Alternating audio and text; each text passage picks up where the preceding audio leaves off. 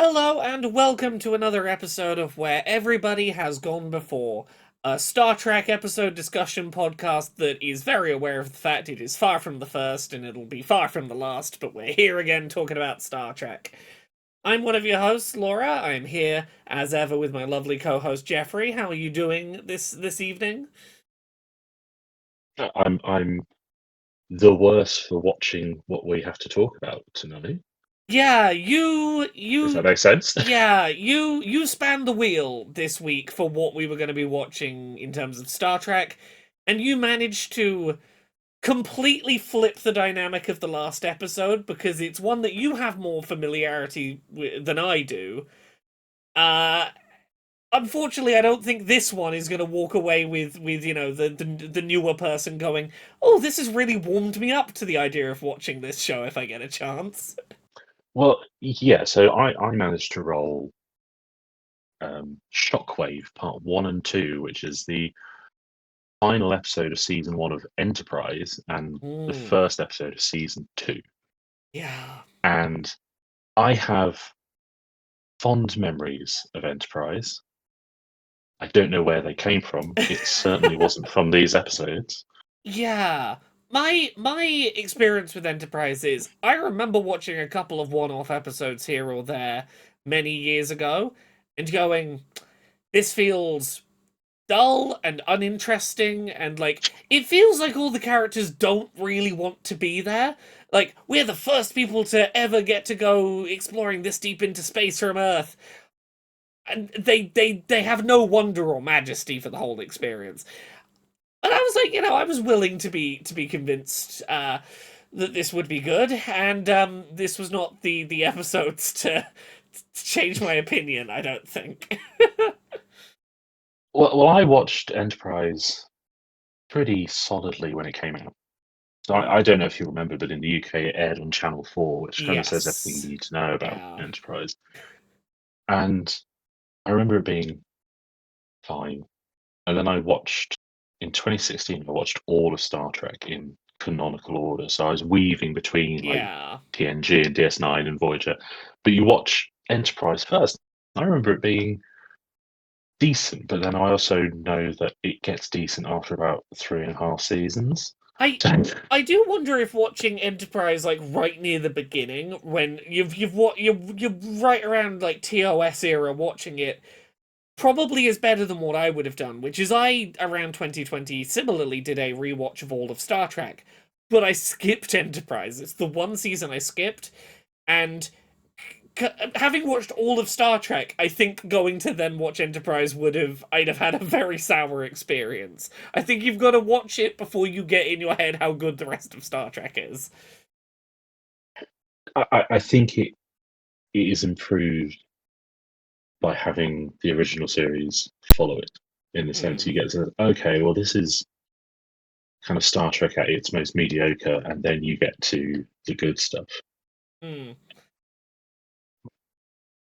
But like these two episodes are not the best episodes to come into as someone who hasn't really watched it I because mean, they're really, really boring. Like they there's weren't nothing they going weren't the on. worst in terms of like following what was going on. Saving graces that Star Trek Enterprise has, I think, for jumping in like a season deep into it. There seems to only be like I'm going to three stop you for named a second characters. because technically at this point it's not Star Trek Enterprise, it's just called Sorry, I Enterprise. apologize. It's just Enterprise until the Because end of season two. I know, I know. yeah, because Um, they don't want audiences going, oh, Star Trek's boring. So they I don't call it Star Trek. this is the I think that the problem's the opposite. You want to remind me as much as you can this is Star Trek, or I'm going to turn it off. But yeah, from what I can tell, there's only like three named characters that seem to be plot relevant. Everyone else just kind of is present but not really doing anything. Um, and there's maybe one threat, and the threat is green aliens. It's not like I've jumped in somewhere where there's too much backstory I've missed. I don't think. Well, it's amazing because you've jumped in at the end of season one and you've got it exactly Yeah, I right. mean So they. season one is entirely devoted to setting up to Paul and Trip Yes. as the three main characters. Then season two will kind of open the rest. For context, for people who haven't seen it, Yeah. that's Jonathan Archer, the kind of the big admiral that started the Federation. This is him as a captain on the first mission. Kind of Earth has been. It's the series is set after First Contact, Mm. basically. James Cromwell is in the first episode, Saffron Cochrane, and Archer is taking the NX Enterprise for like the first Mm. exploration of the galaxy. The Vulcans have been guiding Earth through the process, holding them back, and so everyone's really bitter about all the Vulcans, Yeah. which is why there's a Vulcan first officer who is slightly antagonistic, but mostly there to be a Mm. bit booby. Yeah, it's a little bit like I thought a few times while watching this about the first game in the Mass Effect series. It's very much humanity has only just arrived at like the galactic stage, and the other species that are in space are like, hey, we know you've got a bit of a history of colonialism. We're a bit worried about what you'll do in space. So yeah, start exploring space, but like you're gonna get a slap on the wrist if you don't follow your directives out there, and we're keeping an eye on you. Don't be naughty in space. You can explore, but if you get in trouble, maybe we have to send you home. Well, that's the interesting thing because the Vulcans don't want humans to do anything in space. Yeah. Like, and that comes up in this episode where they're like, you need 10 or 20 more years before you're ready.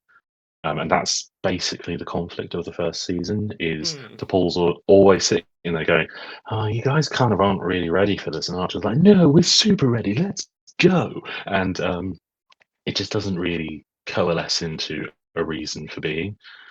Yeah. This is an odd couple of episodes to jump into because as we say, there's not that much that gets referenced that like I don't know what's going on. Like there's a couple of references to the temporal Cold War that are a little bit out of nowhere, but um generally speaking, like we jump into this self-contained pair of episodes with the crew are going to make contact with the Paragoans, a colony on a planet somewhere out in space, and the Enterprise has been sent like here's all the things you need to know about how to go through our atmosphere safely.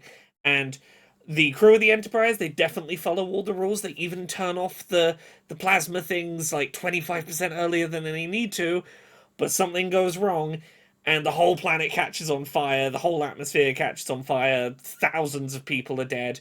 Oops. I guess humanity couldn't be trusted to go out to space. You just burned a whole planet down. The Vulcans wouldn't have done that. Go home, humanity. Yeah, so that's a mining planet, I believe. I mean, I Yeah. finished. So you watched these earlier than I did. I finished them about 7:30. I've already forgotten most of what happened, which says a lot about these episodes. But yeah, so they blow up this planet Hmm. basically, and their mission gets cancelled because like you guys have fucked up royally Royally here. You've fucked just up, killed yeah. like 4,000 people, and then lo and behold, it turns out it's actually the Cabal that are trying to sabotage the mission so that Jonathan Archer can never form the Federation. Yeah. And he is taken back in time and told all this so he can then follow a very prescriptive routine to Yeah. stop that. I don't think they stop it happening, do they? They just prove that they didn't do it at the end. They stop it happening. They cause the problem. They cause and then uncause the problem a couple of times, from how I understand it. I don't think they did. At the end, the Vulcans are kind of saying, "Hey, you guys can't really be trusted," but the evidence is showing that this wasn't actually your fault. It was down Yeah. to the Oh, the Suliban, which are the the green the aliens that you.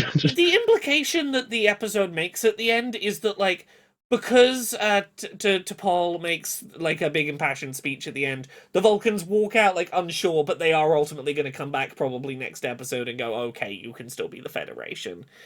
They didn't say no to the Federation at least today. We haven't yet said no to it. That's supposed to be the resolution of the big conflict between like the humans and T'Pol on the Yeah, ship. Is that she stands up for them, and it has absolutely no impact, even if you watch the whole season, because she keeps doing that. She's already in a position where she could yeah. have left the ship after episode one, Mm. and she basically goes, "Oh well, Archie, you saved my life, and so maybe I'll stick around for a bit." and then obviously the season's Mm, trying to establish that they're developing a rapport, yeah. but they're really not, So, because it's none of the characters have any meaningful mm. depth.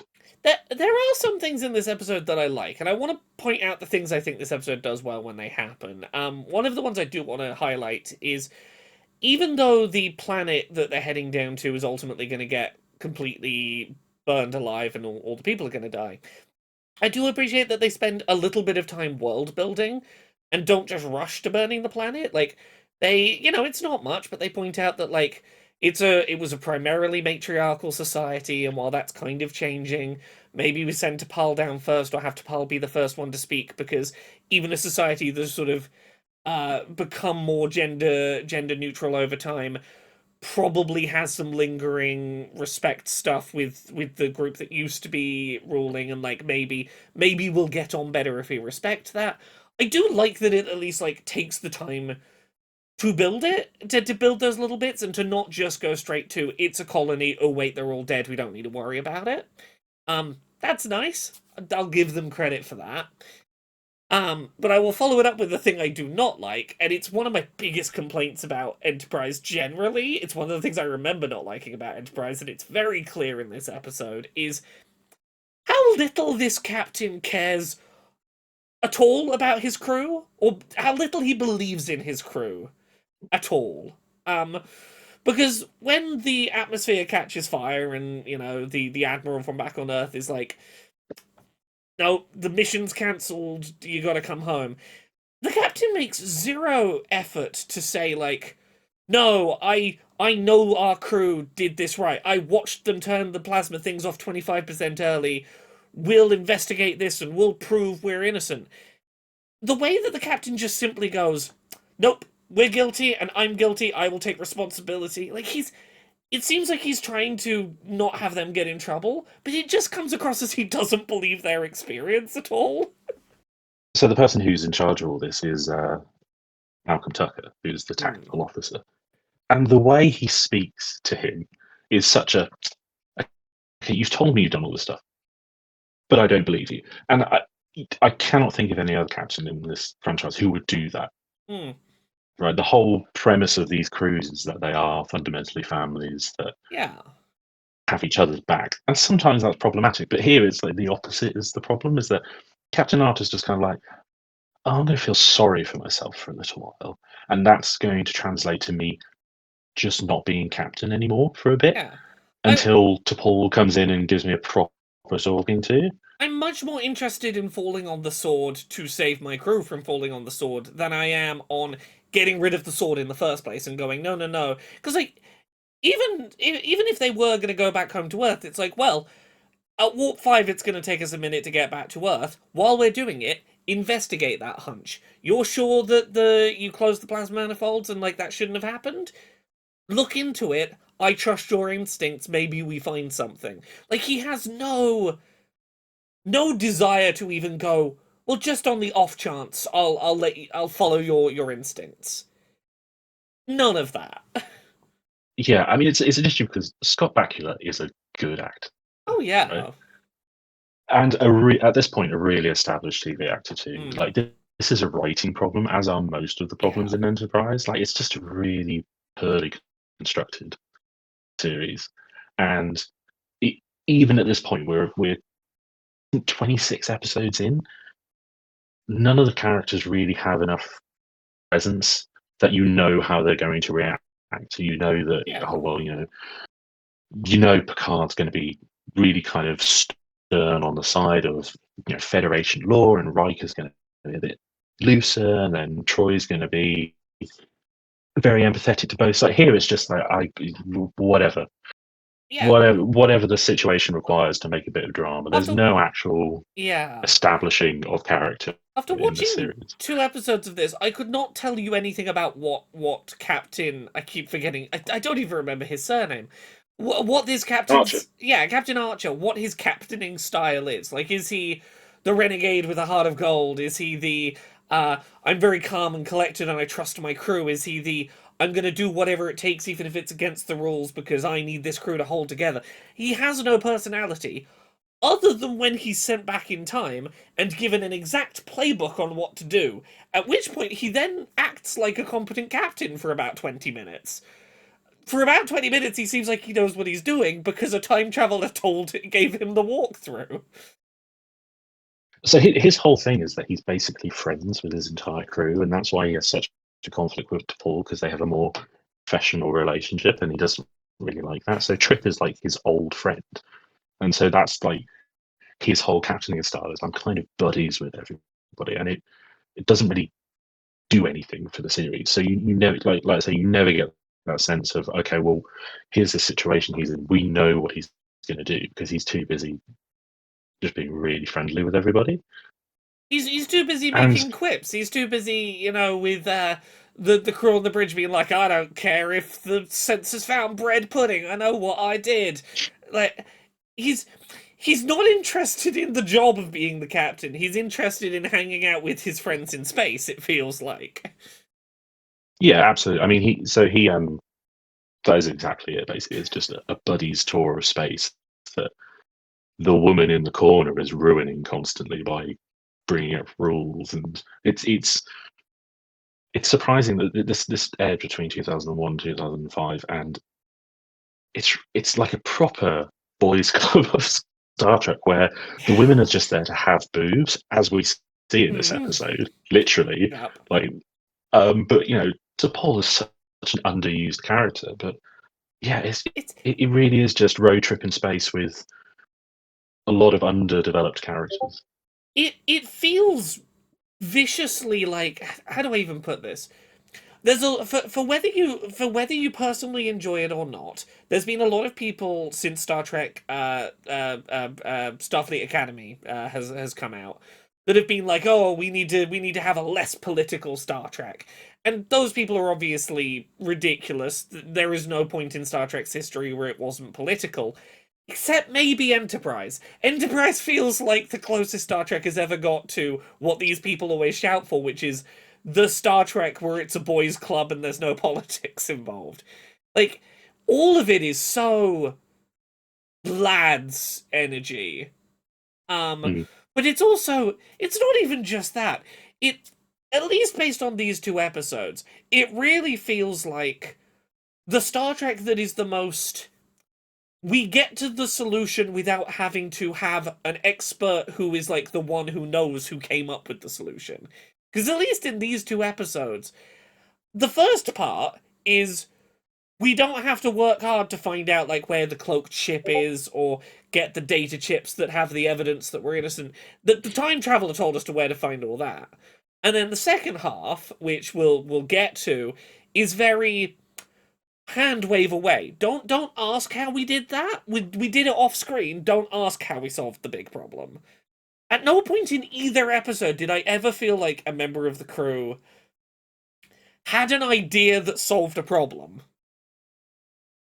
Yeah, I mean, the, I don't know if you remember this. I certainly didn't until I read it today. I think I might have blocked it out because it's so daft. But the time traveler, Yeah. Daniels, is also Dr. Kovac from Discovery. Yes.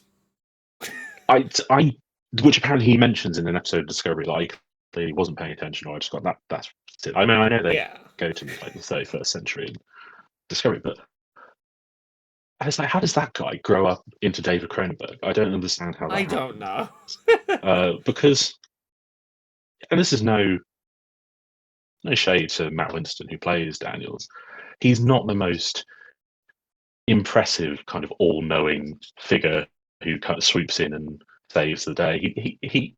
He's kind of a weedy dude, and then he becomes this. I mean, I don't even remember Dr.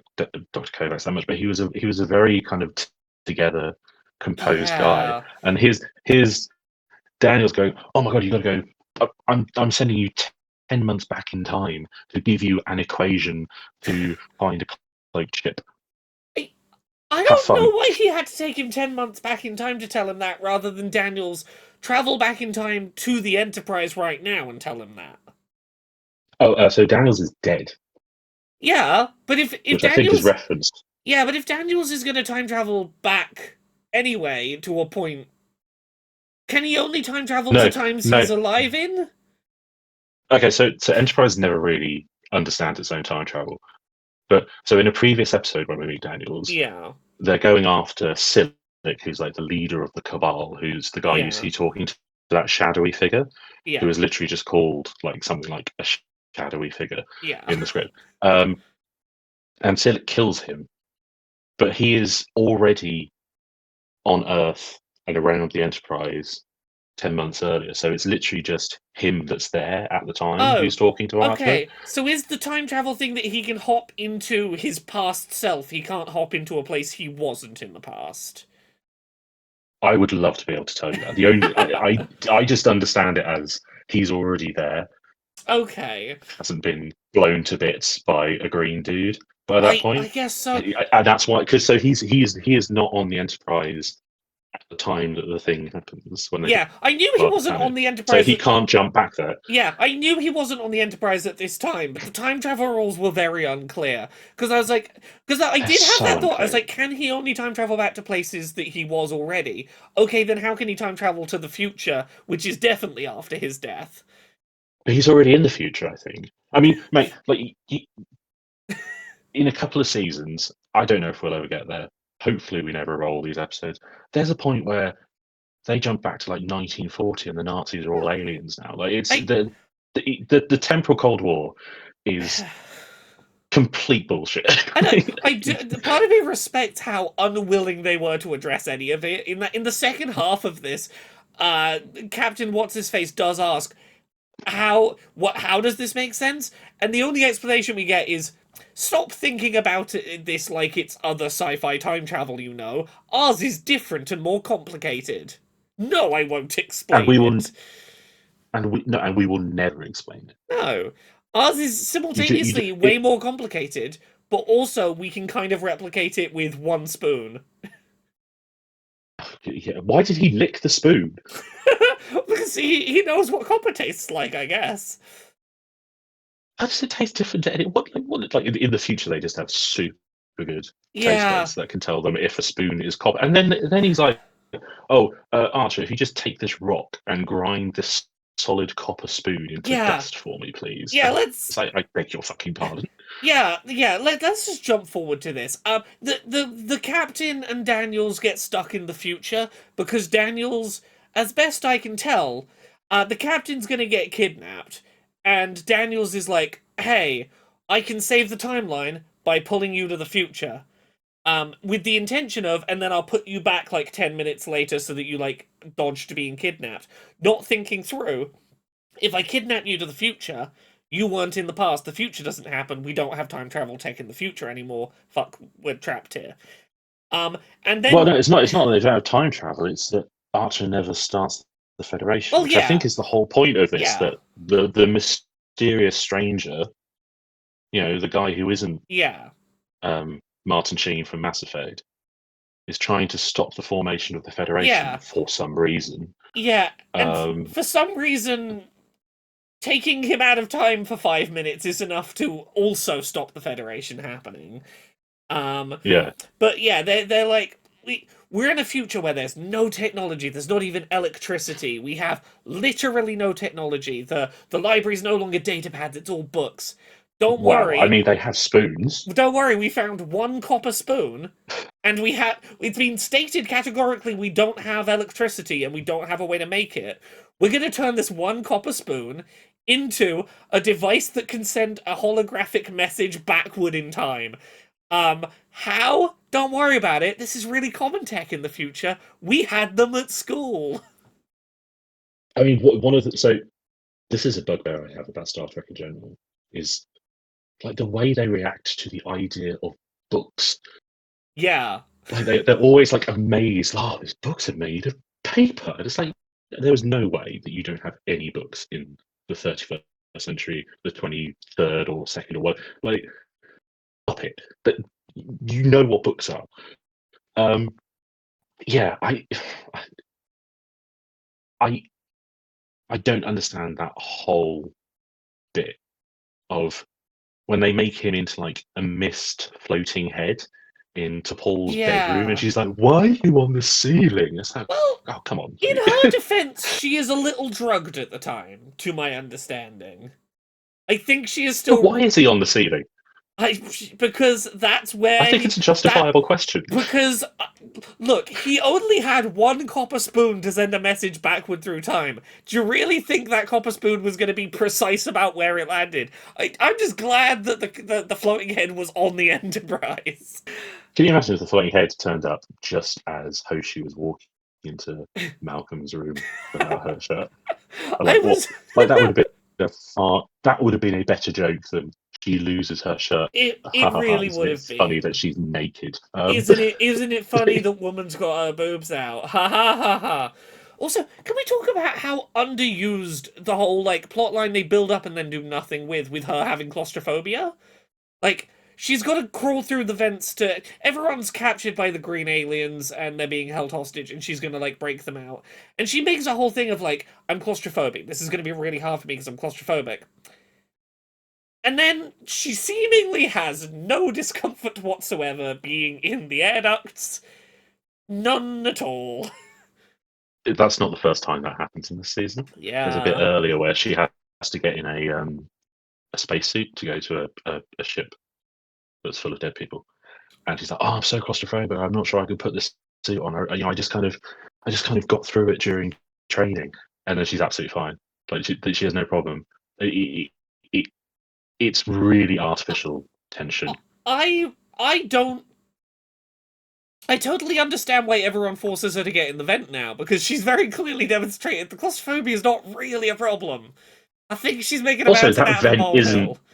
Yeah, that vent isn't that small. that's a pretty big vent. I'd be comfy in That's a that vent. massive vent. Yeah. Yeah, like there's like the bit. It's another one of these like kind of cliches I really hate, where they're like, "Oh, no one can fit through that vent.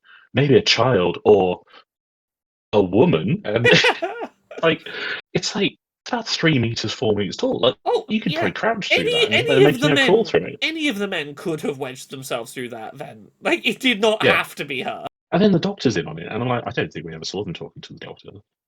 And then he's like No. handing stuff up. It's like, why didn't you just get in the vent, doctor? And then you've got a shorter Yeah. route to travel. Because Like because it's if he'd got in the vent, they couldn't have done a funny "oops, her top came off in the vent. Now she's got her tits out" joke. Couldn't it? Actually, maybe we could have done. I don't know that doctor's physiology. Maybe you could have done an "oops, my tits are out" joke with them. no, he is just some dude. He Like that's sure unfair. is.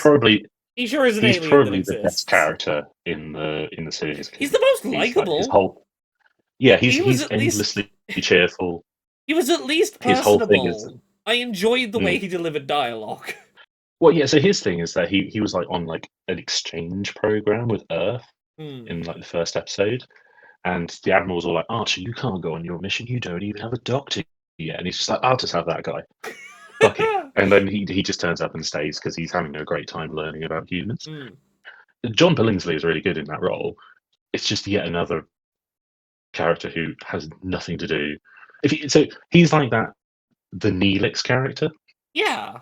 except Neelix actually had proper development almost immediately, Hmm. whereas he's just like, hey, he's a doctor, he's an alien. I don't know. Like, he hasn't got boobs, so we don't care. um, other things in this episode that I wanna give their fair thumbs up to that I thought were good. Um, when they're on the Sulubian ship, the green alien Sudaban, ship, the Sulaban ship. Sudaban. Um, there is one well composited shot I thought was like quite impressively done, where there are green aliens crawling on the ceiling and running on the floor of the same corridor at the same time. And I'm like, you've clearly had to splice two shots together here. You've done it in a consistently lit way that I believe. Like, that was a kind of impressive shot. A lot of the CGI does not stand up in this, but like that composited shot did well.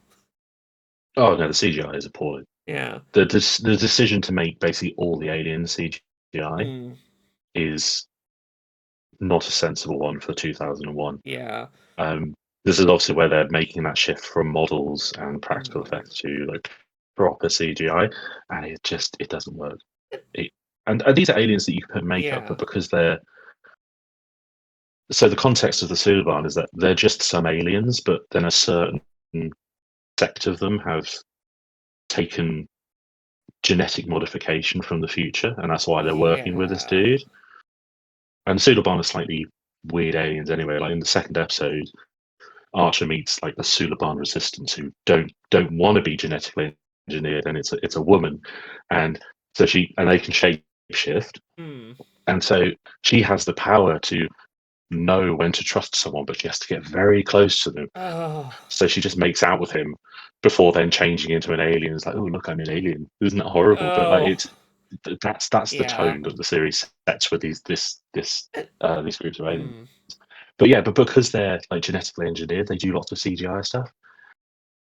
It just It's a I shame. remember it being bad at the time. It's a shame how much CGI that they use, because one of the other things I want to say positively about this is I really enjoyed the set design, a lot of the practical physical set design. It's nice to see a Star Trek series that is early enough in the timeline that we have a good amount of like physical buttons still on ships. There's a few touchscreens, but there is a good amount of physical keypads and things which I appreciated. But like when they get onto the Suliban ship, there's like a very distinct feel to the area. Like the hatch they come through is very unique. The corridors have a very unique feel. It's They've managed to do alien ship design that doesn't feel like it's been retrod by other later Star Treks and still feels unique today. So I'm like, a lot of that's really good. It's a shame the bad CGI is here because the practical stuff you're doing is you've clearly put some thought and effort into. Well, I think that the set design and production design is basically the same team that has always been working on Mm, Star Trek at this point. And I think that shows. I think some of the CGI for exteriors is pretty good. Obviously, that's going to be easier to standardize. So, like when they're showing like the photos of the Enterprise that the Suliban ship has supposedly taken, they look pretty good. It's just whenever you have to do anything that's moving, mm, and some of the Suliban ships don't. They just don't look. I mean, I think there are, as always when it's Star Trek, things to enjoy. I do enjoy the slightly aired back interiors. That it's like, so it's mm. supposed to be kind of based more on like submarines, and so it's all Yeah. very grey and dreary, and that could feel a bit jarring compared to say TNG, where everything's like beige and well lit. But I think it does work, and I think some of the costuming is good. I do like the uniforms, like the little kind of jumpsuits they have, and the Yeah. fact that everything feels a bit more contemporary to us. I'm still not cool with we're going to put Paul in a skin tight one piece because that really worked for Jerry Ryan in Voyager. Yeah.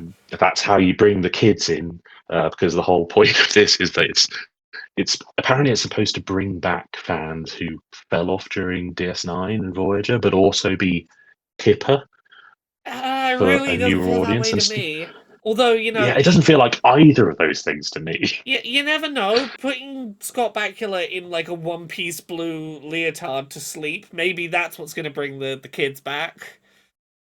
I don't know. It might be him just walking around with his like 2000s six pack. Like he looked amazing. Like I'm so used to seeing abs that seeing a normal, like well toned human being is a novelty to me now.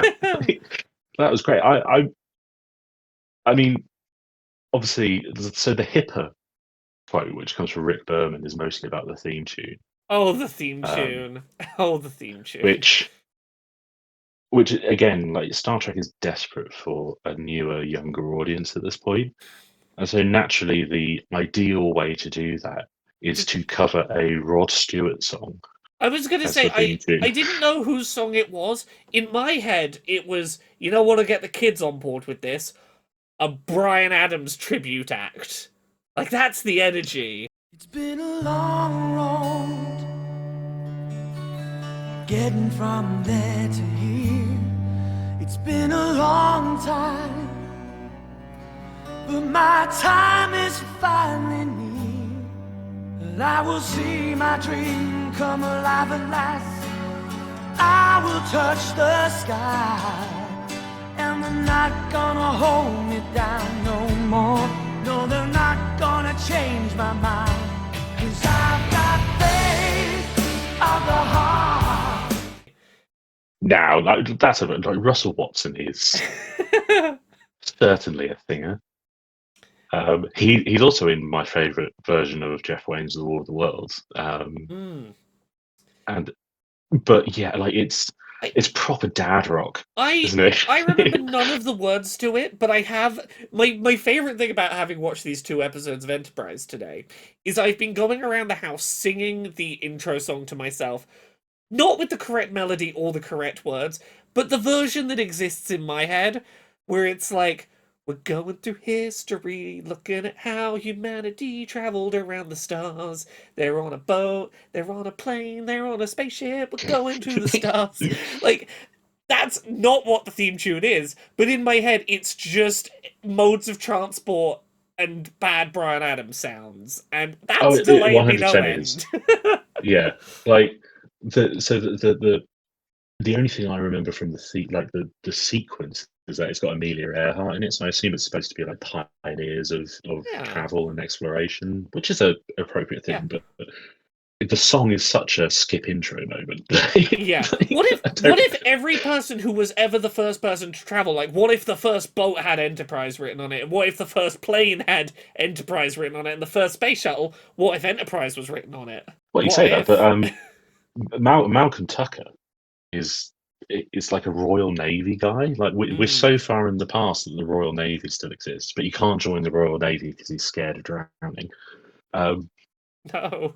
And so like there's a lot of reference to just being old. Now, Yeah. I'd say talking about things we like, Yeah. right? Because I've been pretty pessimistic about this episode, and I do like Enterprise.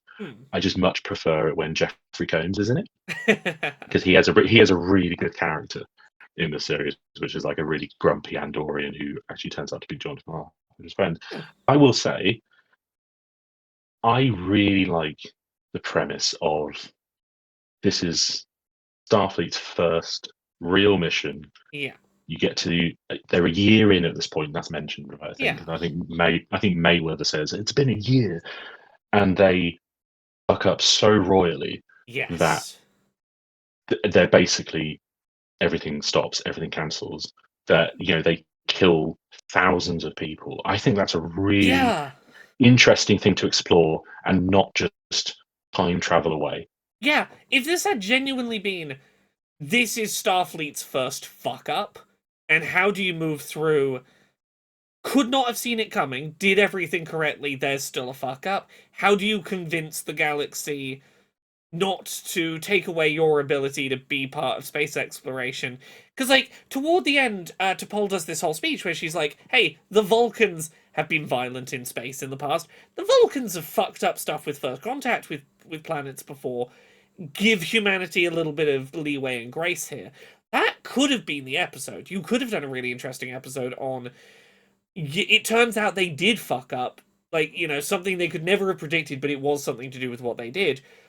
But we make it into one of those courtroom drama episodes of Star Trek where it's having to argue for, this should not be grounds to stop us being part of the stars. Like, Yeah, that's exactly what I was about to say. But yeah, imagine if that happens and they have to go back to Earth and they have like a court martial, and they do find in the end, like, yeah, you weren't at fault, but this is still your fault. And that's like a yeah, really good Star Trek storyline. And it's also, I would say, a far more interesting way yeah. to introduce the idea of creating the Federation, to basically say, Hmm. okay, we're out on this mission. We're trying our best, but we still need those checks and balances that aren't just the Vulcans gently sneering at us. What But if we had some better rules in place, some things to hold ourselves accountable when the Vulcans aren't breathing down our necks? some directives, perhaps. Yeah. Right. I kept thinking during this, there is really good potential in this plot that does feel like it's just a time traveler and some hand waving kind of gets rid of any interesting tension from it. I do think it's also a real shame that they bring Scott Bakula in, an actor renowned for one of the best time travel TV shows in Quantum Leap. Yeah. I go, you're gonna be the next captain in Star Trek, and that's probably a huge career moment for you. Yeah. And you're gonna do more time travel but Dean Stockwell's not going to be there. It just feels very. Oh God, this again. Well, here's the thing. There is at least one thing I think they do interestingly with the time travel in this. And I'm gonna have to ask like you to confirm something. The man that's giving the green aliens their like directives. He's in the future, right? Yes. Yeah. Okay. Yeah. Cool. I was And pretty sure that was the case. all of their technology and genetic modification is basically coming through him, Yeah. so that he can So, influence yeah. the past So for whatever reason. the thing I really like about that is because the time traveler, like, because Daniel taking the captain out of time fucks up the future. The aliens can't contact the person they're trying to get orders from because he's ordered them, hey, go kidnap the captain so that time fucks up in the way I want it to. Oh no, time fucked up in the wrong way, and I now don't exist to tell you how to course correct this problem. I do really like that. I think time getting changed too much for the man in the future who's trying to orchestrate the time fuckery to still exist. I think that's a neat idea. It's not utilized well, but I think it's neat that that is a thing happening. Yeah, I really like the bit where Silica's just like, I need instruction. I need instruction. I cannot think for myself. Yeah. Because like you do initially see the Sulabans just like, oh, what they're doing, they're quite threatening. They're a bit curious, and then it's just like, oh no, they're just babies who need a man from the future to tell them what to do. Yeah, I think you're right. I think the problem with that, looking forward, and also you might not see this in these two episodes, like we never find out who that is. Yeah. We like that's just some dude, and in some ways that's cool and great. That's like a really interesting, like, oh, mystery. But at the same time, it's like, oh, okay. And Is this a thing again, of this is Enterprise got something cancelled before it was meant to? I don't think so, because the big thing that's left at the end of Enterprise is that they're about to head into the Romulan War, and so the temporal Cold War is kind of resolved for them at that point. They've done lots of other stuff Okay, in the interesting past, choice. including the space Nazis. Yeah, interesting choice not to address who this is then. Yeah. So again, so like another little kind of tidbit from interviews and stuff, like Rick Berman was basically like, yeah, I kind of wanted this to be a bit like X-Files, and so that's why that guy is there. And it's like, yeah, okay, that feels a lot like I mean, this whole show feels a bit, we're pulling from a lot of different sources that aren't very Star Trek, but it does feel very deep throat in X-Files. Interesting. Yeah. But I do think it's an interesting like structure of the villains, that it's not just we are the bad aliens, it's we're the bad aliens because we're being influenced in the future. I just don't think the other side of the temporal Cold War is handled particularly well or interestingly. One of the other narrative things I did like in this pair of episodes, I'm trying to find things that I like. I wanna give it its fair shake. Even if I think that the episode does a very poor job with explaining what that device that they get from Daniel's locker is and how it lets the captain get back from the future, that's very poorly explained. But I do like the bit of acting that is the the Sulaban have been keeping an eye on Daniel's room, and as soon as one of the crew gets this device, the thinking on the feet of, oh no, the captain wanted me to destroy this. It would help you contact your leader, and having them be the ones to activate the device that's ultimately gonna fuck up their own plan. I thought that was neat. I like that. I enjoy watching the scene of the Sulaban trying to mess around with technology he doesn't understand because he is so desperate to get some kind of orders. And like when it's very clearly the captain is starting to phase through, he's so thankful that he thinks his man giving him orders is back, ready to give him orders. Like, it really did lean into that thing of making the Sulaban as a threat seem a little bit pathetic, in that like they are so just desperate for, just please tell me what to do. I can't make this decision myself. Please come step back in and use your future knowledge to tell me what I'm meant to do. That desperation was interesting. It's not a thing we often see in Star Trek villains. Yeah, I mean, so I'll get back to that in a second. What I really did like about that scene Hmm. is that we got a really good look at that locker. And Yes. the only thing in the actual locker, not the little portal that Yeah. it has, is 2 pairs of socks. There's Yes. nothing else. Do you think And they were his temporal pair of socks? what, just like you know how you get like compression socks, like Yeah. for when you're traveling on planes? Are they just the ones he wears to time These travel so he you doesn't? good time Yeah. travel socks. My good time travel socks. But it's interesting because they keep saying, "Oh, he didn't have any time to pack, did he? Because he got obliterated." It's like, well, Yeah. that's good, but you've got to pack 2 pairs of socks. Um, I don't know about the whole. I enjoyed the. God, my brain's just switched off. So I enjoyed what you mentioned about how Yeah. they do that kind of switcheroo of, oh, this is actually Archer, Yeah. and then he does that proper like Kirk drop kick through time. Yes. Um, it's just this stuff is so underutilized. Like Yeah. that is a really interesting. So that should be okay. So Archer knows that Silic thinks he's talking to his benefactor, I Yeah. think, right?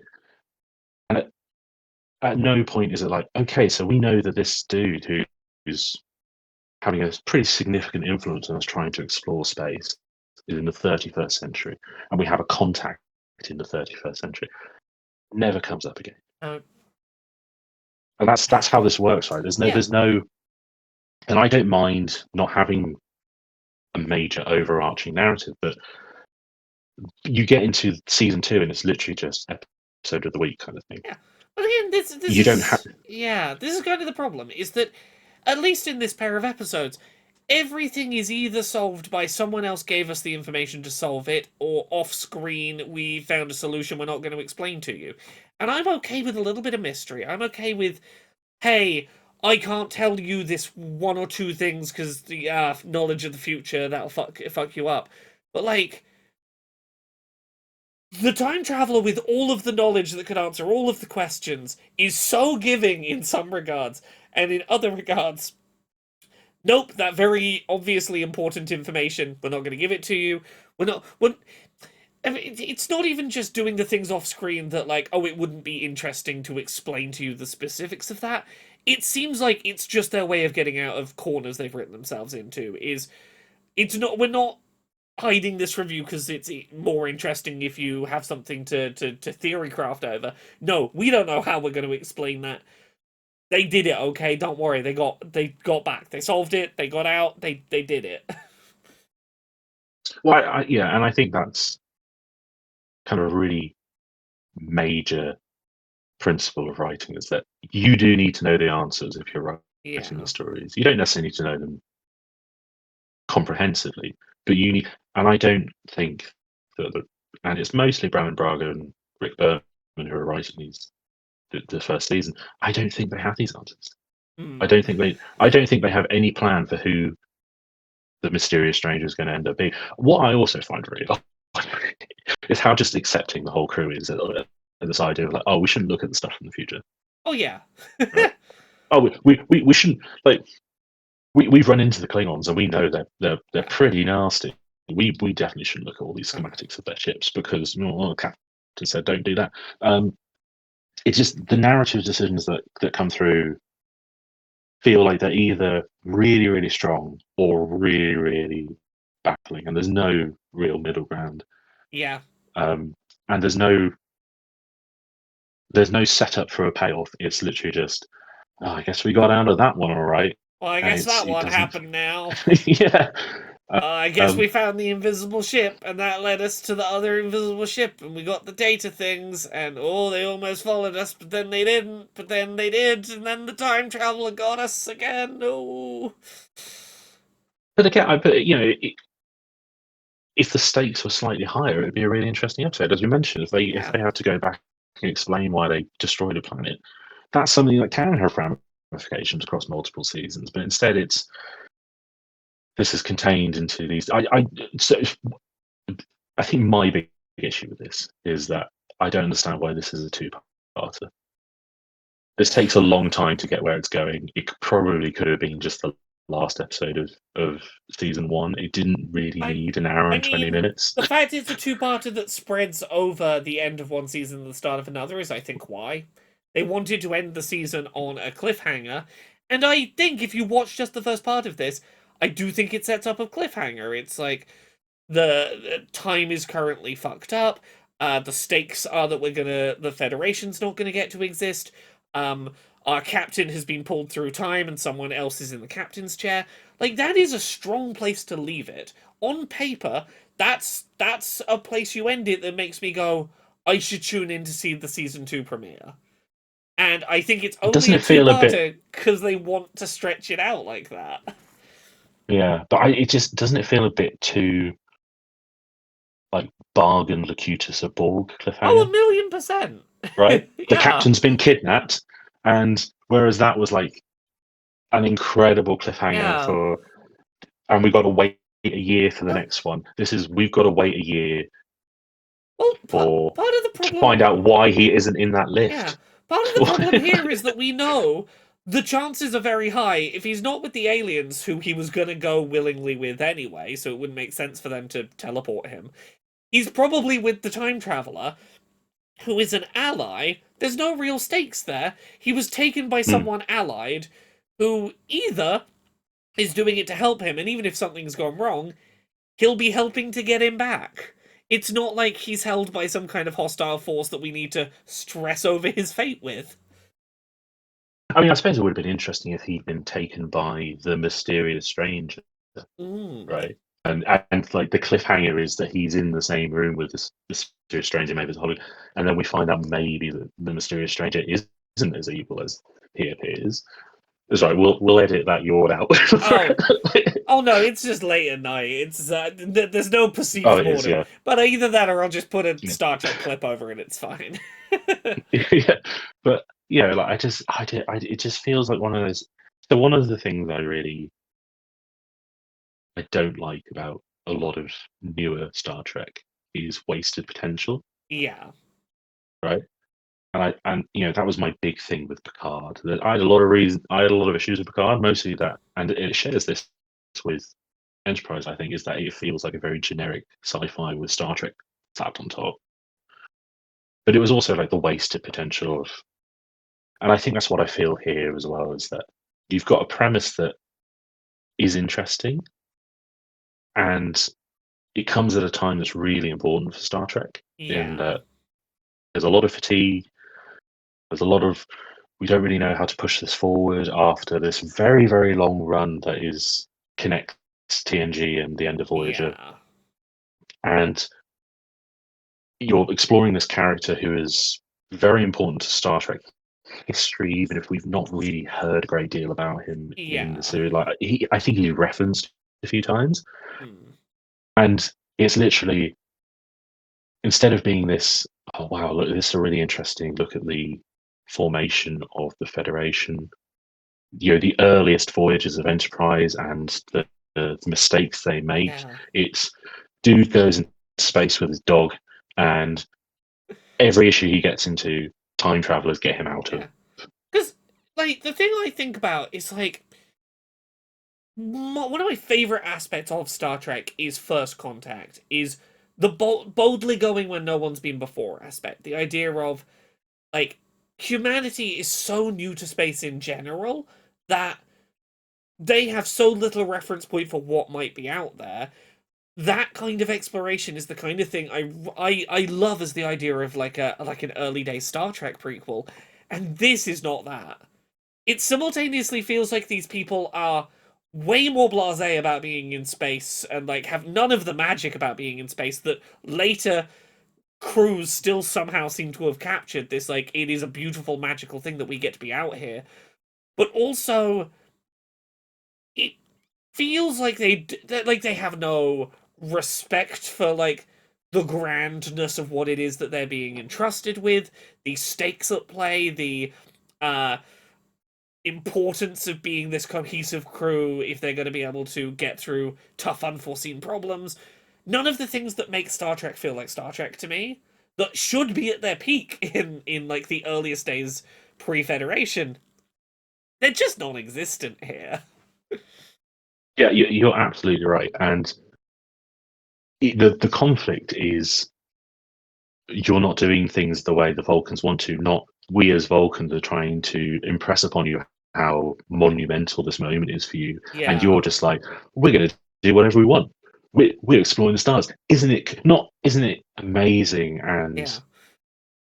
you know You know, breathtaking? Isn't it mm, cool? you know what it is? You know what it is? It's the difference between how astronauts talk about seeing Earth from space for the first time versus how billionaires who pay to go to space talk about going to space for the first time.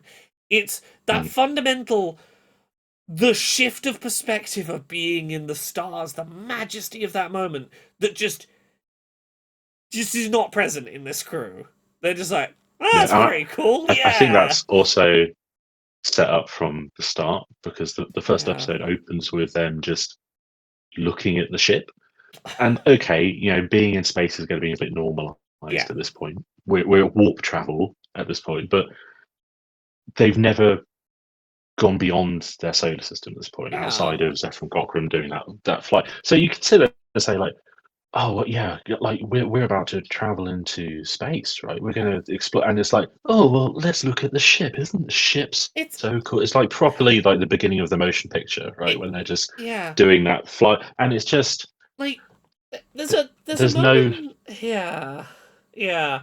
There's a moment that gets captured in film sometimes where you'll have Lord of the Rings does this. It's the if I take one more step, I will have gone further away from home than I have ever been. Like that's still on the earth. It's realizing the majesty of we've got this is further than ever we've gone out this far. Being a magical moment.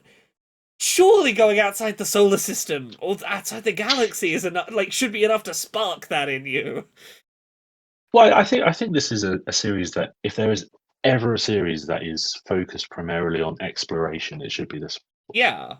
And this is probably the one focused more on trying to be like a bit of an action show. Yeah. Because every single, I think DS9 is probably the one that has the most moments of like, wow, this Yeah. is incredible. Because also they go through the wormhole, but like most Star Trek series don't focus on the exploration aspect. That is just like a small part of the series. Yeah. If Enterprise had been more exploration focused, it would have made more sense than Yeah. we're in a submarine in space and we have absolutely no emotions when it comes to being out in space. Like Hoshi's a really interesting character because she is it's through most of the first season she is constantly anxious about everything, and that would be a really interesting thing to have contrasted with people who are like taken by the wonder of their journey. To have someone who's like, my main reaction to this is fear, but it just doesn't work like that. It's just as you say, it's like, oh, I'm claustrophobic, but not really. That's the depth that this show can manage, unfortunately. Indeed. Um Before we wrap this up, I got one question for you. I'm gonna spring it on you slightly, but I'm hoping you can give me an Yep, answer to this. I hope so You too. you tell me that you've told me that by the end of Enterprise it gets kinda good. What is Mm. the good version of Enterprise? Because, like, I'm okay with the idea I might be watching 3 kind of rough seasons to get to the good season, but I need to know what that light at the end of the tunnel is. What is the good version of Enterprise I eventually get to? So I mentioned earlier that the first season is very much establishing this triumvirate of leadership in the Hmm. Enterprise, which is Archer, T'Pol, and Trip. Once you get the rest of the crew getting a bit more space to develop and come together, you do start to get that slightly family nature. The characters do start to develop. So, for instance, like Hoshi becomes a little bit more confident. T'Pol is a little less, rigid, and Archer becomes slightly more captainy captain. There's a point where there's a race called the Zindi that rock up as part of the temporal Cold War because that still goes on in Yeah. season two, um, and that leads to these things called Makos being deployed onto the Enterprise, which are basically Marines. They're just soldiers, and there's a Hmm. bit of conflict there that's very interesting. But it does establish more of a rigid hierarchy, Hmm. which makes a bit more sense. Yeah, there's So a you bit get that more, more. bit more of that military feel to. There is a chain of command here. Yeah, there's a bit more structure. It's not just. I think Archer even starts calling people by their ranks and second names rather than going, "Hey, Floyd," Yeah. "Hey, Malcolm." That is really important, Mm. and you start to lose the slightly boring conflict between the Vulcans and humans. You're getting more races coming in. I mentioned Geoffrey Combs earlier, my close Yeah. personal friend. Hopefully he doesn't hear me say it because I've spoken to him once. He's a lovely guy. Um, so he plays an Andorian called Shran, and the Andorians are at war with the Romulans, not the Romulans, the Vulcans, and that's like a big thing. And so there was a reference in this episode, I think, to Yeah. the Enterprise kind of stoking conflict between the Vulcans Yes, there was a book and the about the Andorians. Romulans we're not meant to read yet. Yeah, and the Enterprise helped destroy a monastery or something, which is a much better episode than this. Okay? So you just get a slightly more expansive world, and to kind of end like my thoughts on this on a positive, I do think Enterprise is really good at world building. I think it's really good at developing, even though we start with a farmer with like a phaser shotgun.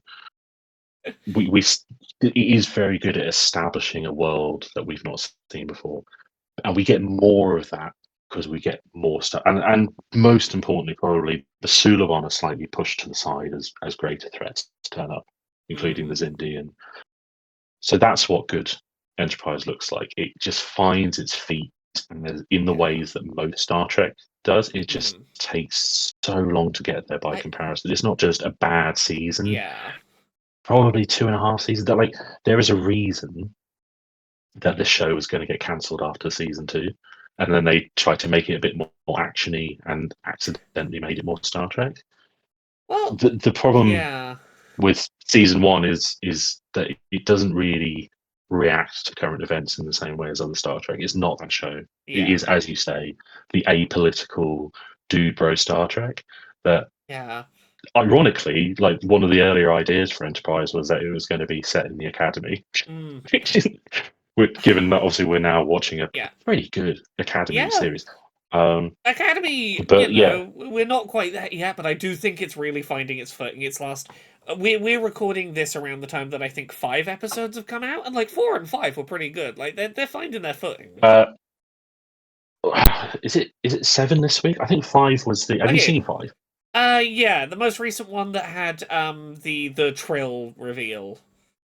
Yeah, yeah. Yeah, I think it's the So I most really recent one. hated that episode. I'm going to Yeah. bring that episode to this podcast directly at some point because I really need to rant about that. I understand. I'm very aware of the very polarized feelings on that one, but I think the couple before that I think have been pretty well agreed. Have been like pretty solid episodes. It's finding its footing generally, but yeah, I'm really interested what season 2 of Academy looks like, and I think yeah, it's solved the issue that streaming has, where you've only got like 10 episodes, and it's so hard yeah, to build relationships between characters. But by making them all hormonal teenagers, yeah. like, it really works.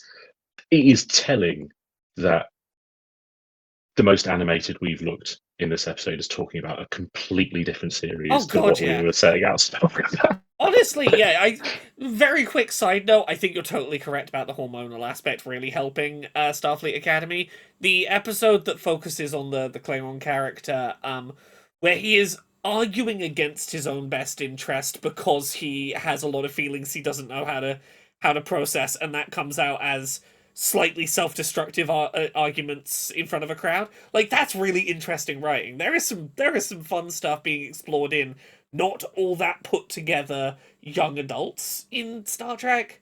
But again, as you say, we're getting way more excited about this than we Yeah. are about Enterprise. That said, I would say, yeah, I the only issue I have do. with Academy is that I tend to watch and I'm going like, am I enjoying this? And then I get to the end of an episode and go like, yeah, that was a good episode.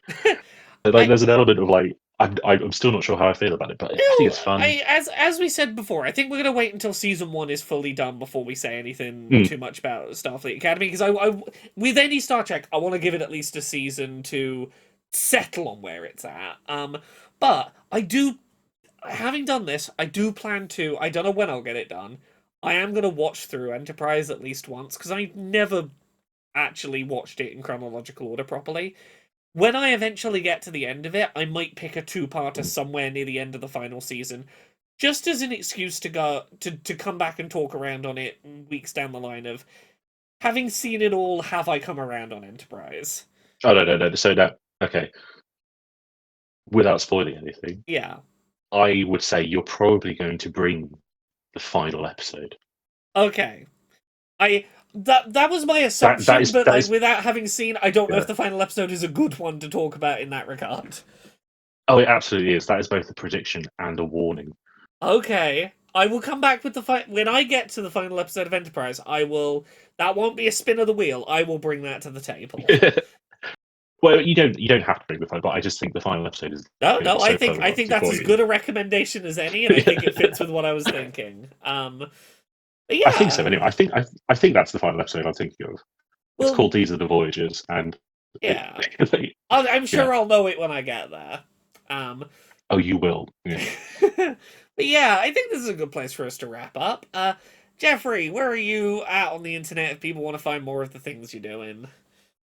I am still at geoffreybunting.co.uk, and I advise people to read the information on my website before they send me an email, please. Just based on a recent piece I wrote and the reactions some people have been having. Yeah, that's always fun.